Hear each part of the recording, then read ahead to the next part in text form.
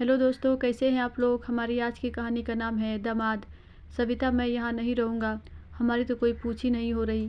तुम तो अपनी बहन की शादी में मस्त होकर बैठी हो, ना बच्चों की चिंता ना ही मेरी। मुझे तो यह लगता है तुम इस घर की सौतेली बेटी हो, ना तो तुम्हें कुछ शादी में दिया। हमारे समय तो ये लोग भिखारी बन गए थे, अब कैसे गायत्री को मोटरसाइकिल देंगे। तुम तो अंदर बैठकर अपनी बहनों से बतिया लो या घर का काम कर लो। मैं कल से देख रहा हूँ, रात को तुम्हारा छोटा भाई कमल तुम्हारी छोटी बहन सावित्री के पति विनय को बुलाकर बाहर ले गया। उसके हंसने और बोलने की आवाज़ भी काफ़ी रात तक आती रही थी।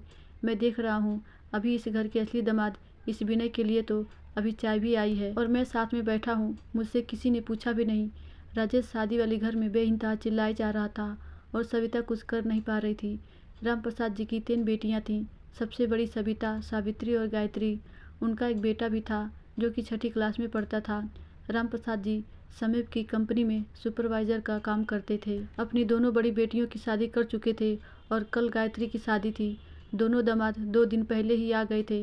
राजेश ने अपनी शादी के समय तो कुछ भी मांग नहीं की थी, लेकिन शादी के बाद वह हमेशा सविता के घर से कुछ न कुछ पाने की इच्छा रखता ही था। जब भी वह ससुराल आता, शायद ही कभी ऐसा हुआ हो कि वह बिना लड़े घर से गया हो। सविता के कारण सब चुप ही रहते थे, लेकिन अब तो और भी सारे लोग घर में इकट्ठा हो गए थे। राजेश के इस व्यवहार के कारण सविता बहुत शर्मिंदा हो रही थी। जब से राजेश को यह पता चला कि ससुर जी गायत्री को मोटरसाइकिल भी दे रहे हैं, तब से तो उसका गुस्सा संभाले नहीं संभल रहा था। कुछ भी बोलने का मौका वह हाथ से जाने नहीं दे रहा था। इसके विपरीत विनय अपने ससुर जी को पिता के समान ही सम्मान देता था। इसी कारण घर में उसकी जगह एक बेटे के समान ही थी। राम प्रसाद जी बिना उसकी सलाह के कोई भी काम नहीं करते थे। विनय रसोई में भी काम करने में कोई शर्म नहीं समझता था। जहाँ राजेश सवेरे उखड़ा उखड़ा घूम रहा था, वहीं विनय सवेरे से घर के कामों में भी हाथ बटा रहा था। अभी उसने रसोई में थोड़ा सर दर्द होने के कारण सावित्री को चाय बनाने के लिए कहा। वह बाहर आकर बैठ गया था। सावित्री ने किसी के हाथ से उसके लिए चाय भिजवाई तो सावित्री को यह नहीं पता था कि बड़े जीजा जी भी बाहर ही बैठे हैं। ससुर जी के लिए अपमानजनक भाषा का प्रयोग करते हुए और तमाशा बनाते हुए देखने पर विनय ने राजेश को प्यार से समझाते हुए चुप रहने के लिए कहा। साथ में उसने अपनी चाय राजेश को ही पकड़ानी चाहिए और मजाक के लहजे में बोला, आप बैठो भाई साहब, आपके लिए मैं चाय के साथ कुछ नाश्ता भी बना लाता हूँ।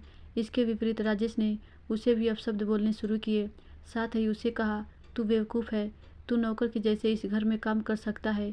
इस परिवार का दामाद न तो तू है और न ही मैं। तुझे कौन सा कुछ दे दिया है इन्होंने। देख, अपनी गायत्री को तो ये मोटरसाइकिल भी दे रहे हैं। दामाद को अपनी इज्जत खुद करवानी आनी चाहिए। तुझे मेरा साथ देना चाहिए या कि मुझे रोकना चाहिए। विनय ने तभी बड़ी प्यार से राजेश को कहा, आप सही कहते हो भाई साहब, मैं इस घर का दामाद हूँ ही नहीं, मैं तो इस घर का बेटा हूँ। घर का दामाद आप खुश रहे, मैं तो सिर्फ यही चाहता हूँ। कल रात को भी जब छोटे साले साहब मुझे बुलाने आए थे, कारण यह था कि मैंने नीचे जाकर बूंदी के लड्डू बनवाने में हलवाई का सहायता करनी थी। आप तो ऐसा करते नहीं, इसीलिए किसी ने आपको बुलाया नहीं। मैं आपको कुछ बताना नहीं चाहता था, पर क्योंकि आप चुप नहीं होंगे, इसीलिए घर के बड़े दामाद जी, आपके ससुर जी ने आपको अपनी बेटी दी। आपने क्या उसकी कद्र की। यह जो आप बार बार मोटरसाइकिल का जिक्र कर रहे हैं, यह अपनी बहन गायत्री को मैं भेंट दे रहा हूँ। और दामाद जी, आप इस घर से क्या इच्छा रखते हैं, मुझे बतला दीजिए। हो सकता तो कोशिश करूँगा कि आपके मान सम्मान में भी कहीं कमी ना रह जाए। आप बिल्कुल सही कह रहे हैं कि दामाद को अपनी इज्जत करवानी आनी चाहिए। यह शादी का घर है और मैं सिर्फ अपनी बड़ी सविता दीदी का ख्याल करके चुप हूँ, वरना शादी तो आपके बिना भी हो सकती है। दामाद का और बेटे का मैं दोनों का ही काम संभाल सकता हूँ। तब तक सविता और सारे लोग बाहर आ चुके थे। इतना सुनने के बाद शायद राजेश को कुछ समझ आ ही गया होगा, क्योंकि उसके बाद गायत्री की शादी होकर विदा होने तक राजेश ने एक बार भी लड़ाई नहीं की और शादी के हर कार्यक्रम में शांति से हिस्सा भी लिया। धन्यवाद दोस्तों, आशा करती हूँ ये कहानी आपको ज़रूर अच्छी लगी होगी।